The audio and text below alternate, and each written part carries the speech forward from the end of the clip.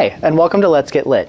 In today's video, we're going to go over the reviews for Sleepy Hollow, the story, the classic animated Disney version, and the Tim Burton live-action adaptation. I hope you're ready, because let's start diving into this. Alright, for starters, I'm going to review the story in and of itself. First, did I enjoy the story? Well, I have to admit I'm a little bit biased when it comes to this story. See, in my household, it was always a tradition to read this story every year for Halloween, so I'm very familiar with it. From a non-personal viewpoint, I think this story is really well written, and it's a really good story full of suspense and comedy and mysteriousness and mischief. I can totally imagine people telling this story around a campfire or in their homes during spooky season, and I believe the mystery towards the end is what really helps it become a mainstay in American tradition. The way Washington Irving writes is very eloquently. He does describe things in detail and really paints a beautiful picture to the reader to imagine. I almost think of it as like a Thomas Kincaid painting, the way that Washington Irving kind of tells the story. It's beautiful and you get this really great imagery, but it's not overdone. It's enough to let the reader kind of imagine with his or her imagination, but not to be so much detail that it gets boring. I also genuinely love the humor that Washington Irving puts into this story. The running joke in this story is that Ichabod is always hungry, and every time he looks at animals or plants, he can just imagine them being on like a buffet line. And it's really funny because at one point he talks about the ducks like swimming in the water, but instead of swimming in the water, he imagines them cooked swimming in gravy. And it's just really funny to kind of see him talk about this. Now that we've covered some of the positives, are there any negatives to this story? I wouldn't say there's necessarily anything wrong with the story, but I will say it does reflect the age in which it was written. And by this, I really mean there's only one thing in the story that reflects its age, and that's the servant for the Von Tassels who brings Ichabod the invitation for the party. Washington Irving does not use racial slurs to describe this character, but he does make a brief comment about the intelligence of the character, which really kind of rubbed me the wrong way. Had they left this detail out, the story would have been nearly perfect. There's nowhere else in the story that's like quote-unquote problematic, but it was a detail that I was like, why'd you have to add? Like, it just didn't make sense to me. That's really the only negatives for this story. So are there any surprises for me when reading it? Well, I think the biggest surprise from reading it again is the fact the actual chase, or the moments with the Headless Horseman, are all at the end. And it's really like 2 pages long. It's really not that long. The rest of the story, Washington Irving sets up the scene, he sets up what's going on, and for any new reader of this story, just note that all of the action and all of the like jam-packedness that you would expect is again at the end of the book. It's not throughout. It's obviously a very important part of the story, but it's very small in scope. I think one thing that might also surprise readers, in this story, Ichabod has a book about witchcraft. From my own understanding of the source material, I don't believe Ichabod was a witch or a sorcerer or anything like that. He was just very superstitious, and I believe that he owned this book to understand or make sense of the unknown to him, which is why he had it. I don't think he practiced it at all. It even says in the story that he would tell tales from this book to the local women, so I think he thought of it more as like taught psalms, and he sang in church, and he was very religious. So I think it was more of like know your enemy kind of situation. The last thoughts about the story itself. I really enjoy it. I think it's a fun, clever little ghost story with an ending that is up for interpretation. I think if you have time, I definitely recommend reading this one. It took me about an hour to read, and if you want a great, fun Halloween story, I would definitely read it. I think it's a great treat for the season. I understand why teachers have students read this.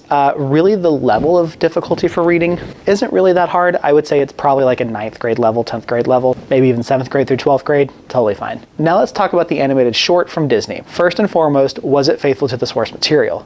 I believe on a whole, abso-frickin-lutely. I think this is a brilliant adaptation of the source material and makes it very accessible for everyone. They do modify the story from Washington Irving's a little bitty bit, but really the only thing they edit out in their version is they take out the witchcraft. They take out the references to the Von Tassels servant, and instead of telling the audience all the description, Disney just shows it. I think the addition of the songs in this story are quite brilliant.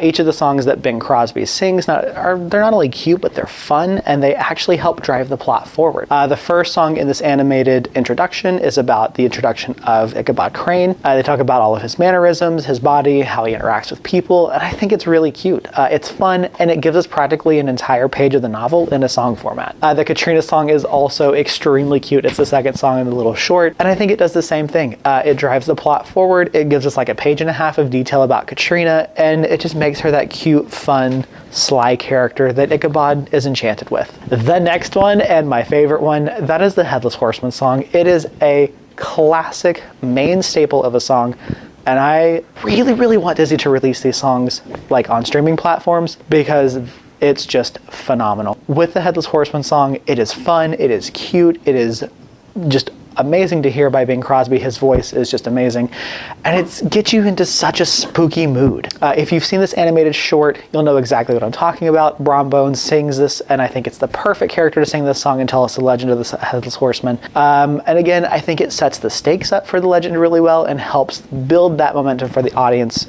who knows what's coming next. One of my other favorite things about this adaptation is the fact that they really keep Irving's humor in this story. The jokes about Ichabod always being hungry are there, the fact he wants to marry Katrina and inherit the money is there. Gunpowder is hysterical in this adaptation of the story, and really the feud between Brahms and Ichabod is really fun to watch. And though it adds a little here and there to it, I still think it's really fun. It still keeps with the same spirit. Now, I do also have to mention that this animated adaptation was another big tradition in my household growing up. My dad and I watched this every year for Halloween, sometimes 2 or 3 times. We'd read the story, we'd carve our pumpkins, then we'd go pop in the VHS tape of this adaptation and enjoy our Halloween. So it does have a special place in my heart. Now, that aside, from a non-personal view, I do think this adaptation is a good one to watch for an entertainment value, and I think you'll be getting a great version of this story. I would say the adaptation from Disney is about 95% accurate from the book. Again, only a few small changes are made, but nothing too drastic, I think.